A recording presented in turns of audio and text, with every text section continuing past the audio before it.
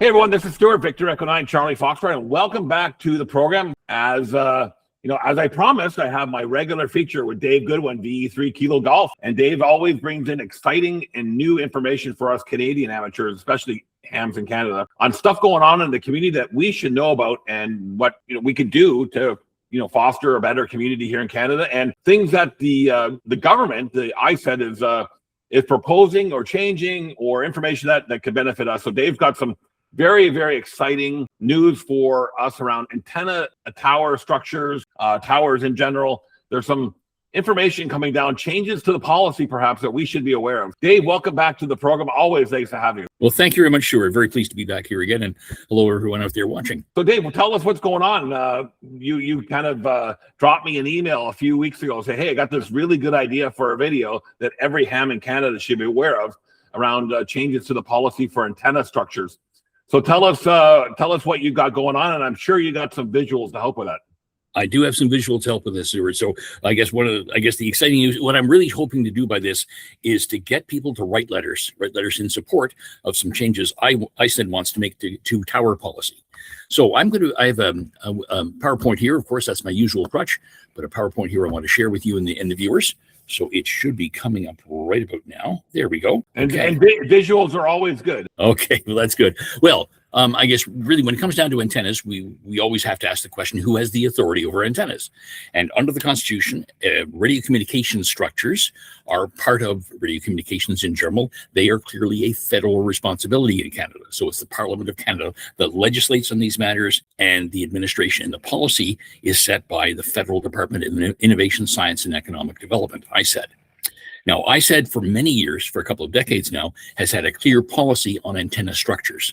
And this is the policy. You see it on the screen here. It has a CPC number, a Client Procedure Circular number. Now, this is important for any radio amateur because this is basically direction to you on what you may do in terms of putting up antennas. So the policy itself reasserts that antennas are a matter of federal jurisdiction. However, even though it's federal jurisdiction, ISED recognizes that local land use authorities, like municipalities, have a legitimate planning interest in antenna systems. So the policy allows a role for land use authorities, and in the event that the proponent for a tower and the land use authority, in the event they can't agree, ISED will make the final decision. So it's clear this is ISED's policy. Now, under the current policy, they have something described as tower proponents. So who's a tower proponent? It's anyone who wants to put up an antenna system. It could be a telecom company. It could be a tower company that wants to rent it out for commercial purposes. Could be a radio amateur. Could be a broadcasting undertaking. It could be broadcast listeners. Anybody who wants to put up a tower for radio is governed by this policy. Now, under the policy, you're supposed to consult with the land use authority. And there are two different flavors of the consultation. If the land use authority has its own process, in municipal bylaws, let's say, you have to follow that process. If the land use authority has no process, then you have to follow ISED's own default process, and that's contained in this document. You're also required to inform your neighbors within 3 times the tower height. So if you want to put up a 20-meter tower, you have to inform all the neighbors who have land within 3 times 20 is 60, within 60 meters of that tower. And you, as the proponent, are required to respond to reasonable and relevant concerns. So that's the general thrust of the policy. And there's lots of detail here that I'm glossing over. Now, under the current policy, you do not have to consult in certain circumstances. One of those circumstances is if the whole structure is 15 meters tall or less. That's 48'3". You don't have to consult if the structure is temporary, so 90 days or less. And you don't have to consult if you increase the height of an existing structure by 25% or less. So that could conceivably take you up to 18.75 meters. That's the way the current policy works for hams and really for most other people in this industry. So any questions, comments so far, Stuart? Yeah, just a point of clarification. So if you live in I'm very lucky where I live here. When I moved here, I actually called Kent County in New Brunswick because I first called the Champ Door municipality, which is the technical municipality where I live. And they said, right, that's a county matter, call the county. So I called Kent County and I talked to a gentleman on the phone and I made sure I got all his particulars and wrote down what he told me. And he basically said, you're in unincorporated land, so have at her, do whatever you want, right? just fall within Transport Canada's rules. I think that's what his quote was. I said, well, there's also ISED's rules too, but Transport Canada probably what somebody outside of ham radio would kind of default to, right? So I said, well, I'm not going to go up that high for any tower that I have to worry about putting a light on it or anything like that. So. And I'm still well within the tree, well below the tree lines. I think I'm at 12 meters where I'm at. So all good there. So when I lived in Moncton, for example, when I was looking at this, I was advised to talk to the city of Moncton first before I did anything. And the guys in city of Moncton asked me a bunch of questions, and I eventually never ended up going there because I was moving. But it's good to know that they have and I know there was some chatter in the Moncton Amateur Radio Club at one time, a legal kind of chatter going back and forth around this exact thing, and they one of the members mentioned that there was a legal precedence, and I don't know if it was in Moncton or wherever it was, that this default, the 15 meters tall or less, actually was the final ruling on it from ISED. Right. Yeah, and this is one of the things. So ISED can intervene if you and the municipality, you and the land use authority can't agree, but ISED's decision is final. They're the license. So one of the dangers of this, and I guess this brings us to some of the dangers, is that if you decide to propose an antenna system that is higher than 15 meters and you and the municipality can't agree, then you have to turn it over to ISED, and ISED will make the final decision. You can't be certain that ISED will side with you. You can't be certain that ISED will even roll the clock back to 15 meters. You may well get an answer based on ISED's judgment that you have to go lower than 15 meters. So if you decide you want to go above 15 meters, you have to go through that consultation process. You are rolling the dice. It is a risk, and there may be very reasonable grounds for restraining the height of a tower. It could be land stability reasons, could be historical reasons, could be any number of reasons. So this brings me to a slogan, a concept that Marcel Mongeon, the A3DDD, came up with. He said 15 meters is a gift. Basically, you can do what you want up to 15 meters within reasonable bounds, of course, and you don't have to consult with anybody. But if you want to go above 15 meters, you're going to have to go through some kind of process. Now, your process was fairly easy. Mine was similarly easy. Again, when I lived in New Brunswick, it was also very, very easy. I lived in a local service district, so they were not interested, and my neighbors were very cooperative, so it worked out very well. But if you decide you want to go above 15 meters, you have to consult, and you should understand that there are risks involved. Now, part of the consultation process is that you have to inform your neighbors about your plans, anyone within 3 times the height of the tower. You don't need their agreement. They don't have a veto on your plans. However, you're required to answer their reasonable and relevant concerns. And that reasonable and relevant is really important, because you'll often find when you first propose to your neighbors that you're planning to put up a tower, they may have a vision of some kind of hydro pylon, hundreds of feet tall. And of course, your installation is going to be much more modest than that. So they may come up with all sorts of unreasonable and irrelevant concerns. You're only required to answer their reasonable and relevant concerns, and you're not required to get their agreement. So this is the way the current process works. Yeah, now, what I said, I do like the fact about informing of that, but they don't have the right to veto. One of the things I would see two things basically. One would be interference.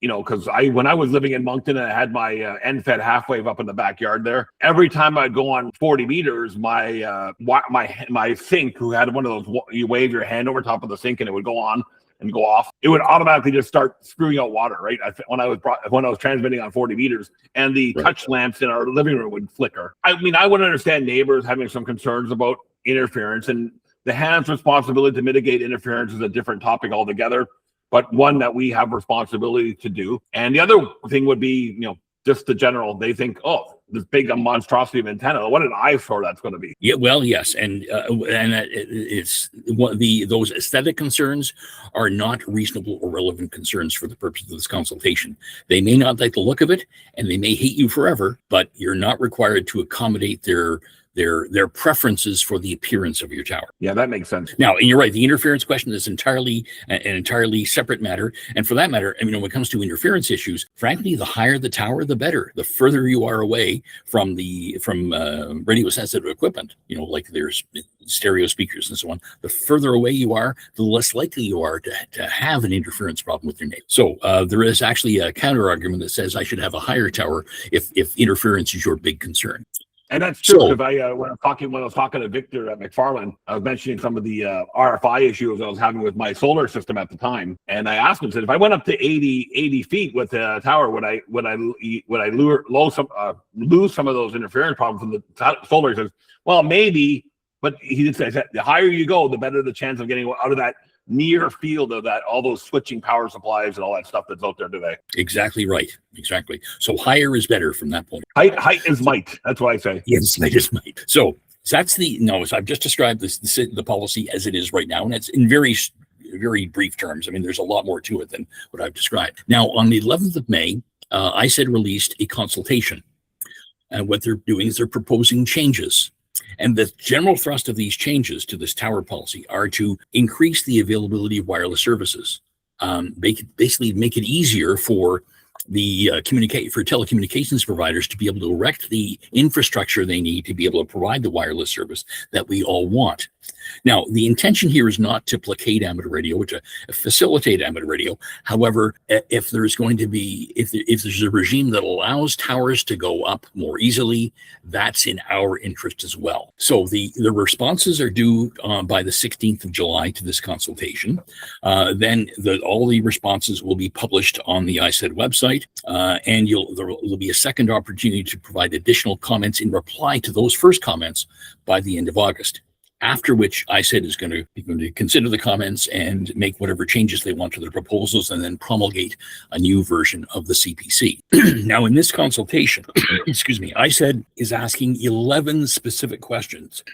And the 11 specific questions relate to these 5 topics. And so what I'd like to do is I'd like to take a walk through all the 11 questions and give you my interpretation, RAC's interpretation of how they relate to the interests of radio amateurs. So any questions about any of this? No, let's carry on. Okay. Well, so the first question is, I should just back up a little bit. One of the things that's required under the current policy is for any tower proponent, which could be you or me, any tower proponent to prepare a paper printed package of information responding to 6 specific questions about the antenna structure, about the antenna system, what you're planning to put up. And this is the package of information that you would share with people who are living within 3 times the height of the tower. So your immediate neighbors and maybe 1 or 2 neighbors over if you're in a residential area.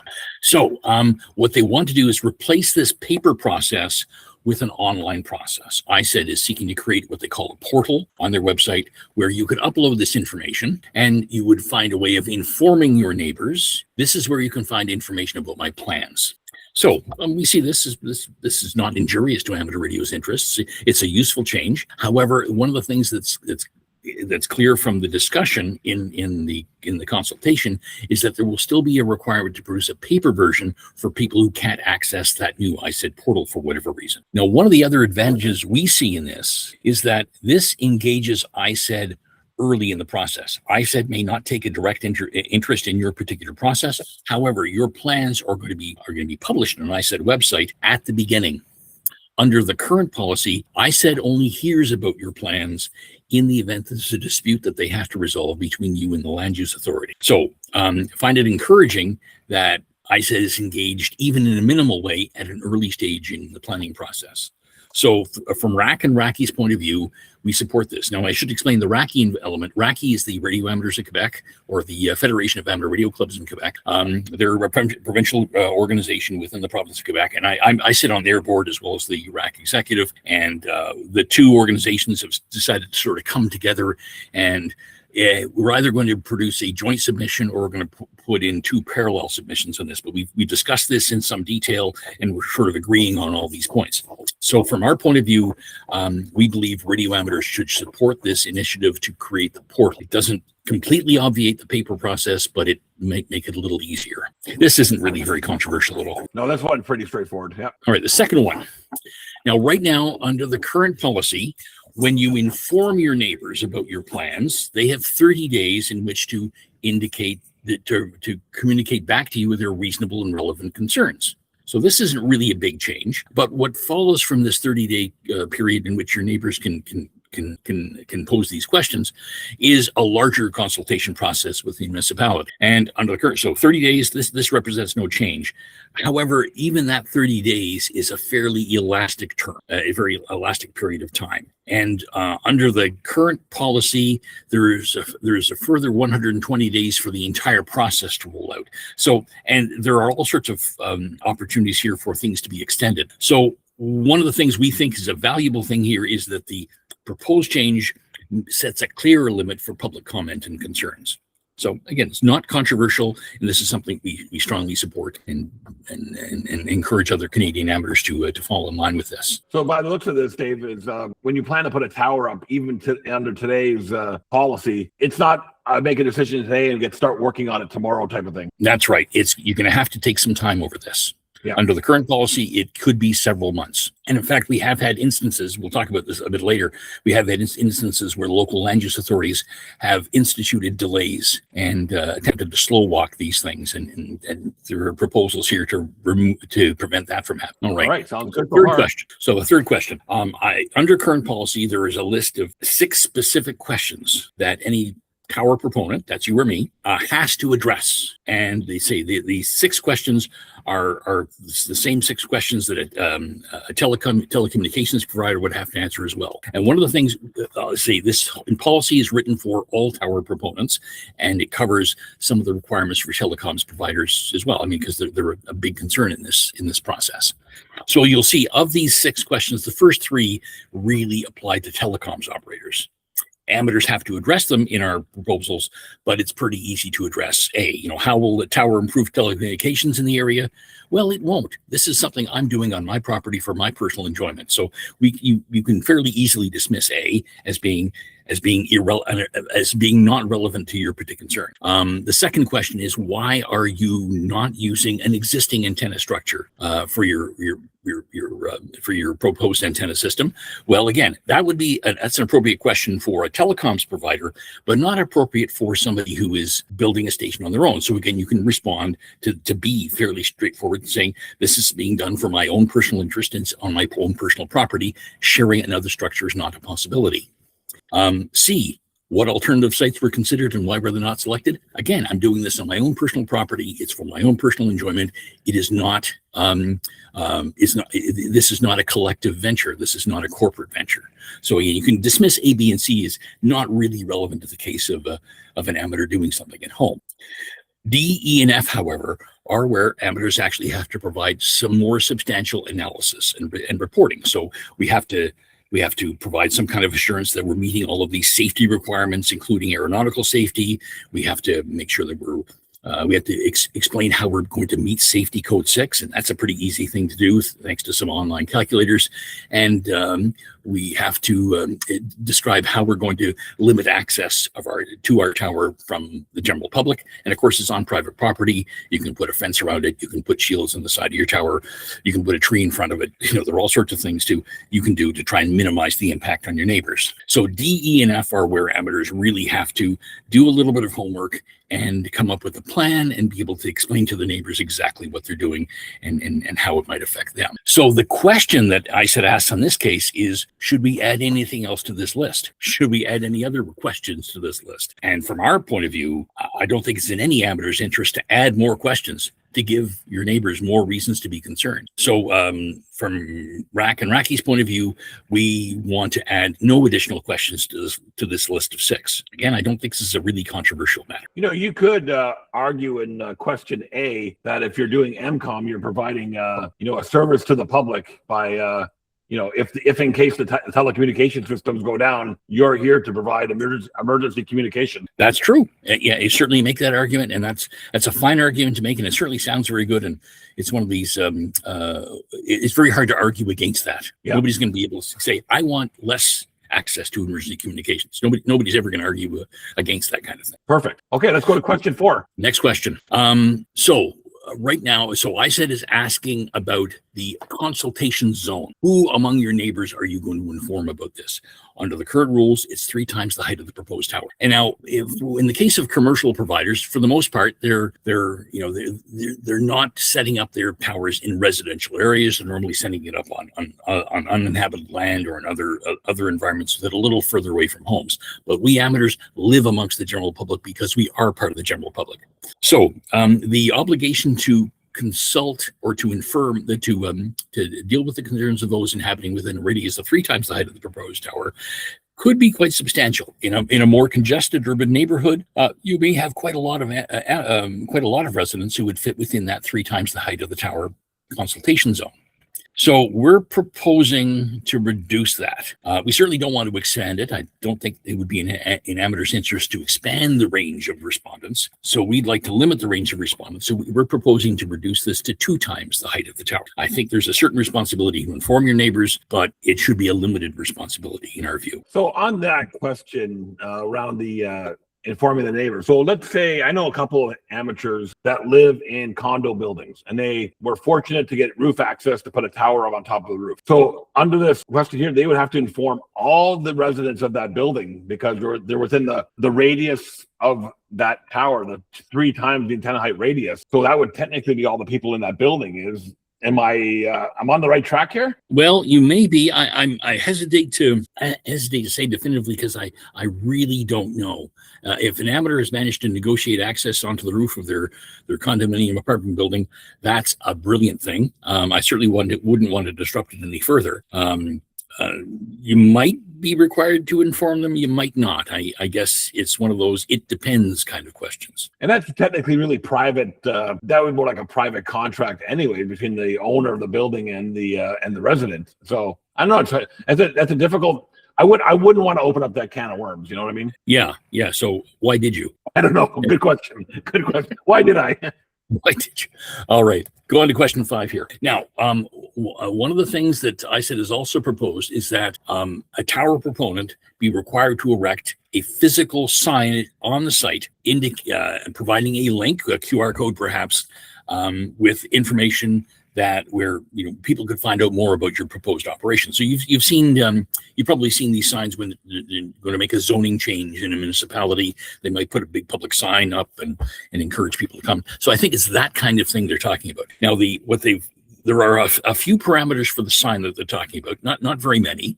They don't specify a size, but it has to be publicly viewable, has to contain a QR code, has to be digitally printed. There are a few other requirements here. So this would be a new requirement, and this would go some way to replace the paper packages of information that you would distribute around your neighborhood in, say, an urban environment. So we have a couple of concerns about this, that for the most part, amateurs live in residential areas and they're living with their neighbors. So a sign on the front lawn indicating this is what I plan to do, we may also have to contend with local bylaws that limit the kinds and types and sizes of signs you can put up on your front lawn. As well, a public sign like that might attract the interests of uninvolved passersby. So there are a couple of things that sort of the idea of a sign may not be a good fit for many circumstances for radio amateurs. So we're suggesting an alternative could be that a tower proponent, a radio amateur, could deliver a letter to each residence within the consultation zone, providing the same information. That would sort of keep the notification down to a relatively small number of people without attracting broader public attention. Yeah, we don't want to create too much attention to ourselves. Yeah. I mean, sure, you don't want to parade in front of the house protesting what you're doing, but having, it's okay maybe to upset a couple of neighbors, but maybe not the entire neighborhood, or maybe we certainly don't want to upset uninvolved people either. That's correct. Okay. Now, right now, under the current CPC, I mentioned before there's the exemption for any antenna structure 50 meters tall or less. That exemption really doesn't apply to the commercial operators. So this is a kind of a special thing in a way for the amateurs. So if a commercial enterprise of a broadcast undertaking wanted to erect a tower 15 meters or less in height, they would still have to go through the consultation process. if and this broader consultation process, and this process would involve putting a notification in a local community newspaper. Now, currently, the local community newspaper requirement will also apply to radio amateurs and other tower proponents if their structures are going to be 30 meters taller or taller. So in ISED's argumentation about this, they noticed that there are fewer and fewer community newspapers these days. Increasingly, we're living in an online world, and the old community newspapers has disappeared in many places. So by finding an accommodation with the fact that there are fewer community newspapers, this is something that we can certainly support. This would really only be relevant to very, very few radio amateurs, and if it would reduce the costs for them, that's a very good thing. So again, our thrust is to support this proposed change. Yeah, I don't know too many hams that have 30-meter or higher tower.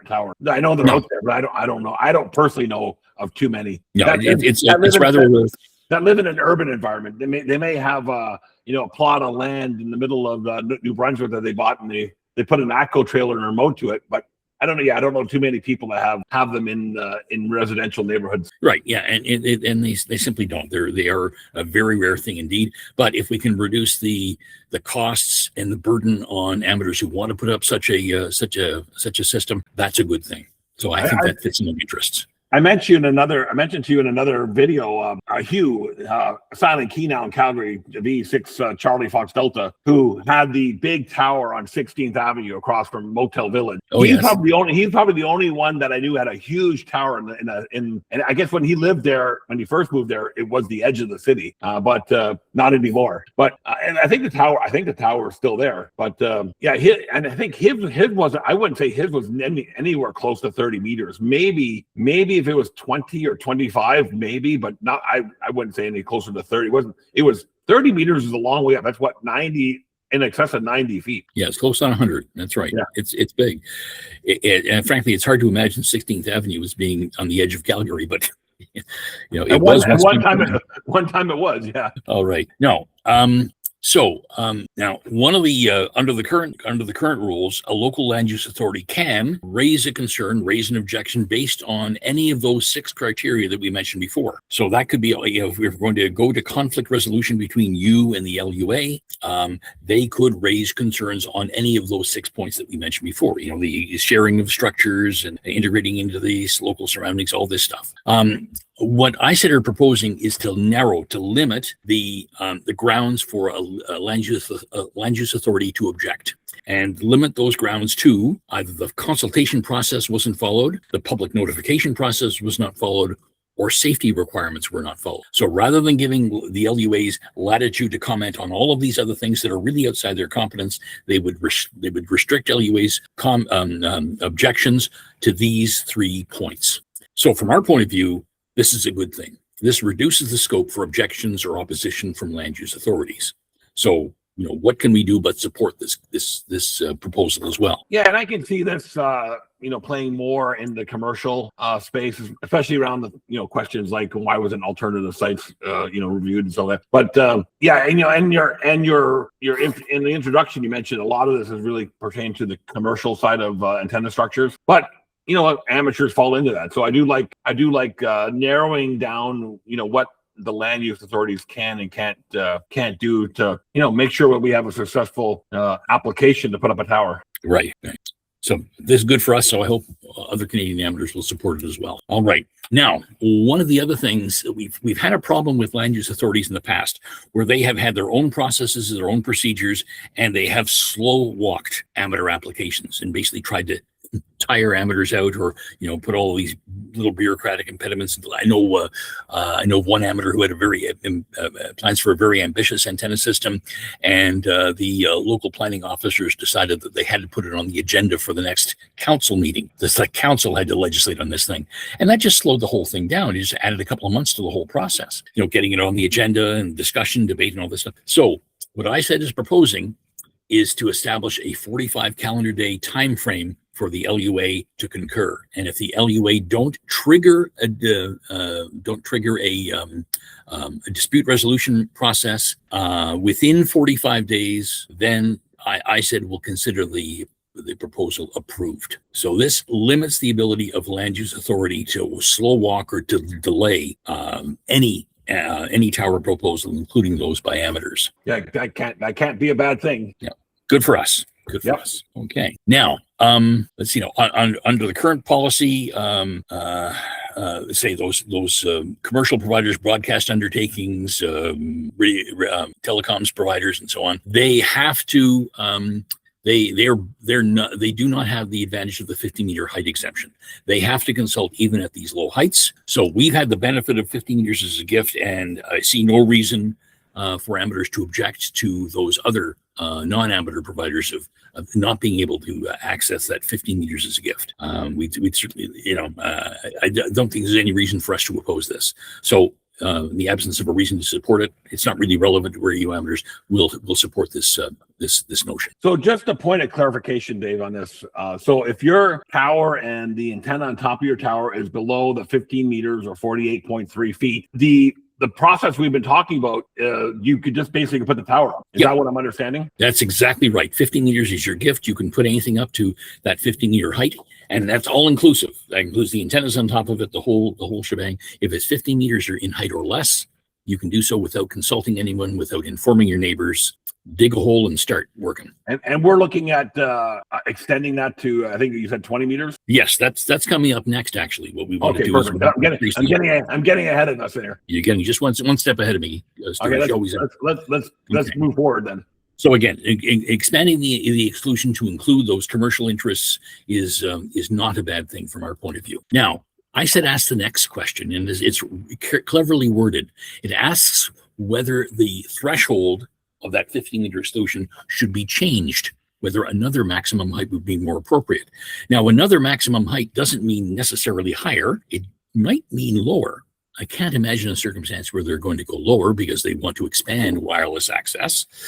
So from our point of view, the 50-meter exclusion has served most amateurs very, very well. And one of the things we've noticed, if you take a look across the country, there are some municipalities that have even more liberal rules. For example, in Winnipeg, you can put up what you want up to 20 meters without consultation. That's contained in Winnipeg's bylaw. So their process is, the Winnipeg, the local land use authority has its own process there. And according to the information I have from our Midwest director, 20 meters is the limit in Winnipeg. In Ottawa, the limit is either 18 meters or 29 meters, depending on the size of your lot. If you have more than an acre of land, you can go up to 29 meters without consulting anyone. If you have less than an acre of land, the maximum height is 18 meters if you put the antennas in the backyard. In Calgary, they go with the 50-meter exemption. However, with minimal consultation under the Calgary bylaw, you can go up to 18.75 meters with a very, very minimal consultation. So we already have examples of municipalities that actually have quite open-minded rules on towers and quite accommodating to amateur interests. And in all of these cases, these particular bylaws in these municipalities refer to amateur radio antennas at these heights. So we have taken the position in Rack-and-Racky that we want to increase the exemption to 20 meters. That's 65'7", and that's a pretty generous height. I think that would probably accommodate almost all amateurs. There will be some who want to put up higher towers for certain, but at least if we can increase the height at which we do not have to consult with local authorities, that gives us a lot more freedom, a lot more latitude to put up what we want. And and learning what I learned from you in the advanced course, Dave, at 20 meters, you're half a wavelength on 40 meters, and really, unless you want to go to 80 meters, there's really no need to go any higher than 20 meters. Well, 20 meters there's no real magic height, but 20 meters might be a magic height. Certainly, you're right. It's a full wavelength on 20 meters at the 20-meter band. It's half a wavelength on 40-meter band. That's really where many horizontally polarized antennas really start to perform very well as low-angle radiators. Yeah, unless you want to go on VHF and you got long-range VHF aspirations, getting higher. Maybe if you live in a low-lying area, you want to go a little higher. But I'm very blessed where I am here in my lot, because the road is about I'm going to say 7 meters higher than where the shack is. About maybe 200 meters from where the shack is the road, and there's a 7-meter elevation change. But going 100 meters the other direction, I have a 25-meter elevation change. So I live on a side of a hill, which is perfect and it points towards Europe. So I get amazing coverage on 40 and 80 into Europe with just a simple wire antenna. Fantastic. You can do a lot at relatively low heights, especially if you have a downward slope like that.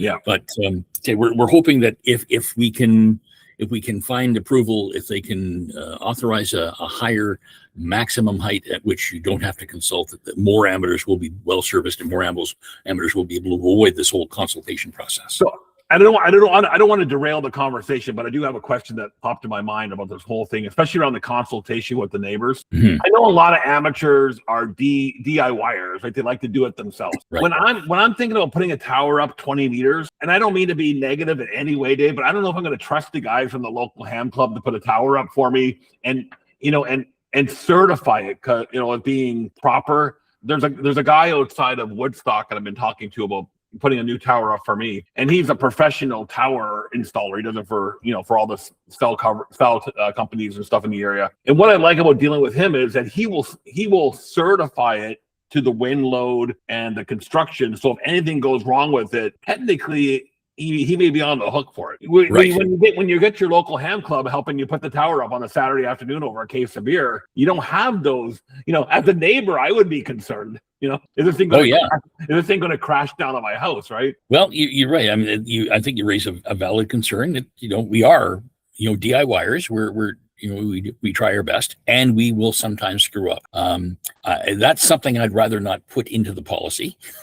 I think probably the vast majority of amateurs. Well, I think the majority of amateurs are not going to put up towers at all. It will be a small subset who want to put up towers, and relatively few are going to want to go above 50 meters or even above 20 meters. The few that are I think on the whole more likely to be to be competent and to plan their operation quite well, because they have their own liability to worry about. They don't want the tower to come crashing down on their own house. So there are no guarantees in any of this, but to provide amateurs with more latitude to experiment as they wish, I think is probably a very good thing. Yeah, and we're starting to see a big uptick in the amount of tilt over and crank up towers. So that's also a good thing. Especially here where I live, we get some pretty nasty winter storms. So having the ability to tilt that thing over and bring it down, or bring it down to roof height, is also a good thing. All right, let's carry on. I don't want to sidetrack the conversation too much. Okay. All right, on to the last question. Now, the last question is really about small cell development. The idea of that I think there's this impulse within, especially with the evolution of 5G and some of the the further developments we're going to have with wireless. There's a desire to sort of populate populated areas with more towers to provide more service, to be able to provide that quality of service that we all want to have, because we all want to have that immediate high quality access to the web. So ISED is asking about comments or gaps or opportunities in the CPC that can be considered to facilitate small cell deployment. Well, small cell deployment is not really a matter of amateur interest. However, if they're going to ask about comments on gaps or opportunities, well, this is an opportunity for us to raise our own concerns, because right now we have situations with covenants on property. I mentioned to you before, I once owned a house in Ottawa. The covenants on the house in Ottawa, the property restrictions, contained limitations on antennas. The limitations were very specific, and they clearly described the old 3-meter satellite dishes that we once saw in neighborhoods back in the 80s. They pretty much disappeared now. But there are covenants that people have on property where people bought a house and found a covenant that restricted their ability to have antennas. We also have situations where condominiums may limit your ability to have antennas, and even multi-unit housing like apartment buildings. There may be restrictions associated with being a renter. And one of the things we recognize is that condominiums are a rapidly growing sector of the Canadian housing market. We do have a housing shortage in this country, and condominium developments are one of the solutions. So we feel that ISED left a large gap in their policy by not addressing these kinds of situations. They do. There is policy that allows you to have broadcasting antennas. Antennas to receive broadcasting, and that's why you see these small 1 meter dishes on people's homes to receive satellite TV. So there is a right to receive broadcasting, and that can't be impeded. We feel there should be some similar allowance for radio amateurs in these circumstances. So what we have proposed is some language to overcome those restrictive covenants and language to require condominiums and landlords to reasonably accommodate radio amateurs. That reasonable accommodation cannot be a complete ban. That reasonable accommodation has to allow some kind of reasonable operational facility for a radio amateur who might live in a restrictive covenant area or in a condominium or in rented accommodations. So I could read this. I mean, it's fairly long. It was drafted by Marcel, the A3DDD, RAC's honorary legal counsel. But this is the thrust. This is where we want to go. So we believe this is question 11 is our opportunity to stick in a wedge and get ISED to address this matter that they have been silent on for a couple of decades. So that would be something like if you're living in a condo, for example, and you have just like the postage stamp property, right? Mm-hmm. You can't put up a big Yagi that extends outside of your property, but you could put up a vertical antenna in the backyard. I know a lot of guys in the UK do that because they have relatively small. They call them small gardens, right, in the UK. So they end up putting, a vertical, a 25-foot vertical or 17-foot quarter wave vertical for 20 meters up in the back garden, and that's their way around their small property. So I can see where, hey, you can put up whatever you like within reason, as long as it doesn't extend. And I think there's language right now that says that your antenna structure can't come within a certain amount of a distance away from your property line. So I can't remember exactly what the measure, if it's a meter or 2 meters or 3 meters, but you have to be within your own property. You can't be extending outside of your property. Well, there are setback requirements in municipal bylaws all the time. And if you want to put a shed up in your backyard, it has to be so far away from your property line. And there are all sorts. And these rules are very almost zone by zone, neighborhood by neighborhood, certainly municipality by municipality. So it, though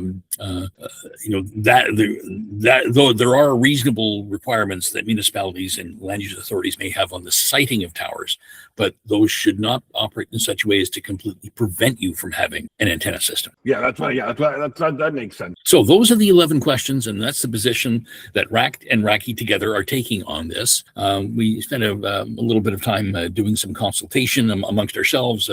I had a meeting a couple of weeks ago with the RACI board, and then last week with the RAC board and executive, and we were all pretty much of the same mind. Some interesting points came up that have been reflected in RAC's position. And see, I have the draft right here. I want to still trying to polish up the language on it, but we'll be submitting our comments very, very shortly on this. And again, I hope all Canadian amateurs will contribute to the consultation and provide comments similar to ours.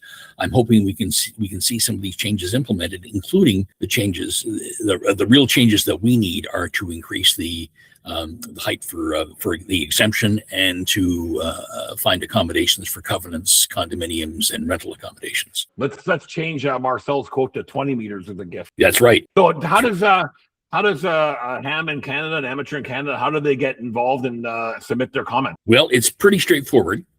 What you have to do is you have to go, there's a particular email address. So if I'll just back up one more, I'd like to highlight what RAC is doing. Again, we've adopted a common position with RACI on this. RAC is going to encourage the RABC to prepare a similar response. And the RABC is a very interesting organization. It's very influential. This is an industrial group of telecoms companies, broadcasters, commercial people in the commercial world. RAC is a member of RABC. In fact, our RAC representative chairs one of the committees within our RABC. So this is a way in which the industry can help influence policy. So from our point of view, we're quite certain that RABC is going to back up these proposals, and in fact, they may well have been the inspiration for it. There's a meeting on Wednesday that I plan to attend to encourage RABC to support these changes and also to support some of the things that we'd like to see as amateurs added to it. We're going to send a bulletin encouraging radio amateurs to support our position. And how do you respond to this? Well, you write your own response. You could write it on your own behalf. You could write it on behalf of your club. Please take a similar position to what we're advocating from RAC and RACI. If you have other argumentation that would be helpful, please contribute that. Get your comments in by the 16th of July. There's a particular email address that you can use, and I have it there on the screen. And you should cite this particular consultation, the consultation number DGSO-001-26. Now, if you want to see the consultation itself, I've provided web links for those as well.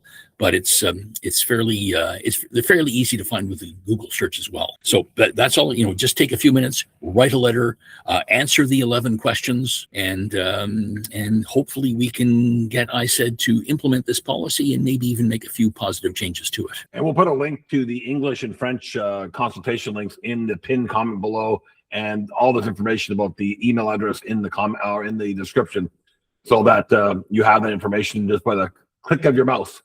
And Right. away you go.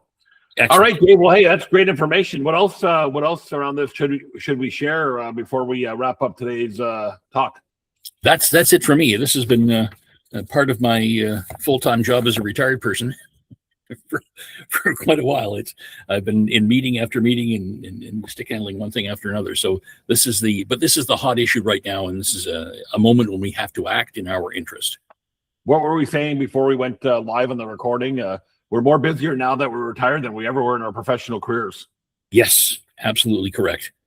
So one question before we wrap up, and it's not even related to this topic. Were you able to find out any reason to why CHU is being shut down?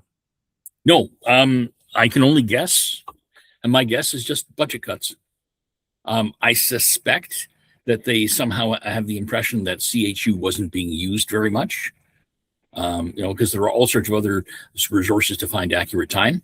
I know it's a shame. I'm sad to see it go. I can remember as an 11-year-old shortwave listener, one of the first stations I heard was CHU, and I thought it was really exciting.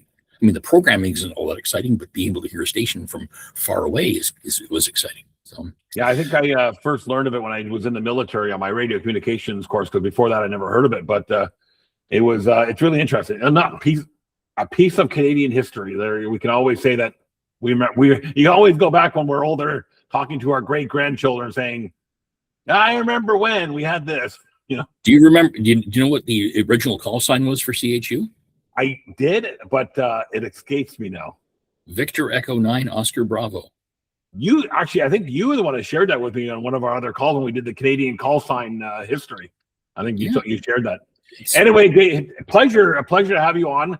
I really appreciate these talks, because I learned something in the hour that we spend together, and always like having you on, because you're always a wealth of knowledge, and as others in the ham radio community share, you got your tentacles in a lot of things. So you're a good resource to have in the ham radio community here in Canada. Well, thank you very much, Stuart. And I'm fond of saying, if I don't know the answer, I'll make something up. There you go. Perfect.